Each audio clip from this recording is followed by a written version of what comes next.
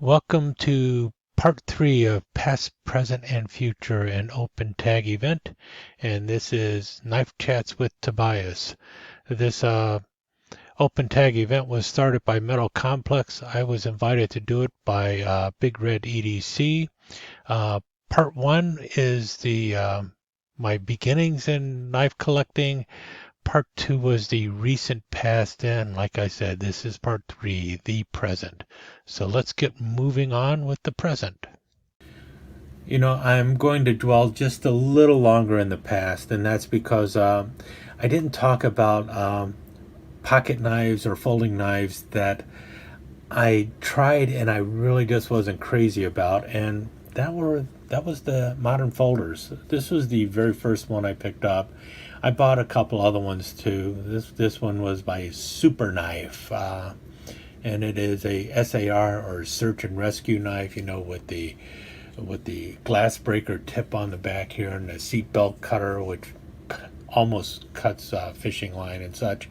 But you got your flippy blade, which is really fun to flip out, but loosens over time. Now I know there's much better quality ones. This was like a $10 knife, but this was a $10 knife that, kind of fun to flip around with and everything. But I just, what I discovered from carrying it a little bit was it wasn't a knife that I actually enjoyed carrying, and it just didn't have the character and the history of the other knives that I was actually enjoying collecting, and that were the various traditional pattern knives. And so it was truly the traditional marlin spikes that were really catching my eye, and the large toothpicks, and the camp knives, and just about all things Swiss, all the Victorinox knives, and all the new patterns that were showing up. Wasn't 100% new to anybody who had been collecting Victorinox knives for a while, but for a person who was more used to the older, the Huntsman as the typical Swiss Army knife, things like the 111 millimeter knives and the A-lock scale knives, those were something new to me. So that is what really just caught my eye, and that is what determined where I would be collecting in the future. But now that was the recent past. Let's bring it up to the present and what I was doing in the last year or so. Okay, take 2. Welcome to the present in my knife collecting journey. Well, this brings us to the present. To date, I have 3 different web pages that are devoted to knives, including a pocket guide to knives, which discusses knife collecting, especially traditional pattern knives and such, and talks about the various patterns and everything, simply because I don't want people who are just coming into this hobby coming into it blind like I did, and having to go through all that crap that I went through with a bunch of rude people who had to be all snotty about how much more knowledge they had on knives than I did. And that's really what my channel's all about too at present, is trying to provide information about the various traditional pattern knives and the history behind them and stuff, so that if you're interested in the hobby, you'll know a little bit about it, and instead of coming in blind and not knowing anything, and being overwhelmed and also being ridiculed by people who think they know more than you do. And that also leads us to where my collection is when I try to think that I'm trying to remain focused. But as you can tell here, there's a wide variety of knives here, even though I try to be pretty focused on what I'm collecting. And that's where I'm at presently. Now, I got to tell you, I was really, really enthusiastic about collecting knives for about 4 or 5 years, and had all sorts of enthusiasm for it and everything else. And then one day I just looked at the collection and said, what am I doing? Why am I doing this?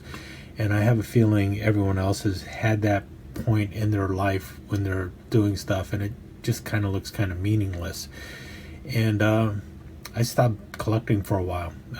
I was still kind of involved with the knife community, but my purchasing of knives went from 3 or 4 a month to maybe 1 or 2 every other month or so. It just wasn't there, and I had lost focus. I just didn't see any reason to continue to collect. And then about I actually boxed everything up and was ready to just go to a flea market and sell most of it, because it just the desire wasn't there, being 100% honest. And then a couple years ago something sparked, I don't know what, but I started buying more knives, and I was a little more focused on what I was buying at that time. And I think what had happened is you get to a point where you've bought everything that you really want, and you kind of have to step back, and then a couple years pass, and then it's like, oh wow, I never saw that before, that's pretty cool. And then and then see something else new that you've never seen before, and it's like, wow, that's pretty cool. And I think part of that is why Case throws things in the vault, because you don't see it every year or so, and then it's like, wow, that's pretty cool. And that's really what happened.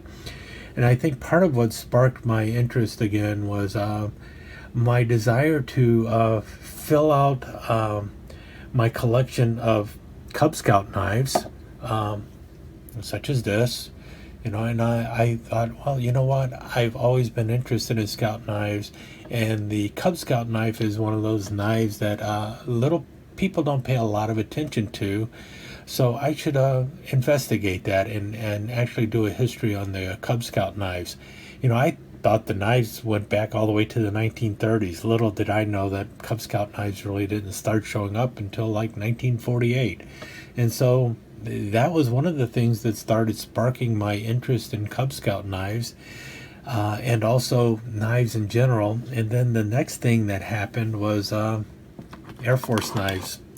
Everyone talks about military knives, but they don't really talk about Air Force knives, And again, this is one of those things where the Air Force only goes back to 1947. Army Air Corps goes back to World War II, so the knives wouldn't be as difficult to find as much older knives. So I'm looking at knives that go back to basically 1942 to present, as opposed to who knows how far back. So those are the two things that really kind of saved me and brought me back to collecting knives, is the Cub Scouts and the Air Force knives. And then the other thing that really hit me was Swiss Army knives, right here, the little classic SDs. Another thing that I saw, and I was like, this is pretty cool. I like this little cow knife. And then I started buying other classic SDs, and I started looking at other Victorinox knives. And because I hadn't been buying them for a couple years, I started seeing all sorts of new things that showed up. And then I started following Swiss Army knife groups, knowing a little bit about knives and everything, and also how knife groups worked. I decided to just lurk a lot instead of talk, and started finding other knives. And then I saw Hobie on YouTube, who really knew a lot about Swiss Army knives, and started following his channel. And so I started digging Swiss Army knives again. And so that happened. And then I thought, well, you know what? I still like camp knives. So I started looking at camp knives and everything else, and also other military knives. So, got my TL-29 and all these other things. But my love for toothpicks was still there too. So, and I finally decided to start investing money in a couple of the American ones. I've got plenty of the Bear and Son ones, which are actually excellent. I know I say a lot of bad stuff about Bear and Son, but they make some really good toothpicks. This one is not a Bear and Son. This is GEC. This is one of the most expensive toothpicks I have, and it's a 4-inch toothpick. Did a video on that one this year. And then the big one this year that I ended up finally getting was the Case 5.5-inch large toothpick. This is the only one I have. And then you also saw the other one. So I started buying toothpicks again. And the enthusiasm for the knife collection started growing again. And so that's really what saved it. So even though you see all sorts of knives here, I really did become more focused on specific patterns, specifically your camp knives or your scout knives, toothpicks, and Swiss Army knives. I've actually looked at what are my favorites and everything, and also started looking more at case knives again. I've got, I already had quite a few, but you know, got these two here, so, and that's where I am at presently. You know, I still will collect case knives if they appeal to me. I can't wait to see what's in the vault. That'll be in the future thing, so we'll talk about future stuff later. And, you know, presently, I finished off my Stoneworks collection. So, that's where I am at present. Oh, and looking towards the future, you know, here's something that's going to be looking more towards the future, the stiletto. But presently, this is where I'm at. And, oh, yeah, here's another thing. It started in the recent past, but continues now in the present, and that's the equal end pen knives. Still love collecting equal end pen knives, and those are the things that you know, after a little bit of a hiatus away from collecting, that's where we are at now in the present. You know, toothpicks, equal end pen knives, camp knives, Swiss Army knives. That's where I'm at presently. Where I'm going in the future, well, you'll need to look at the next video for that one.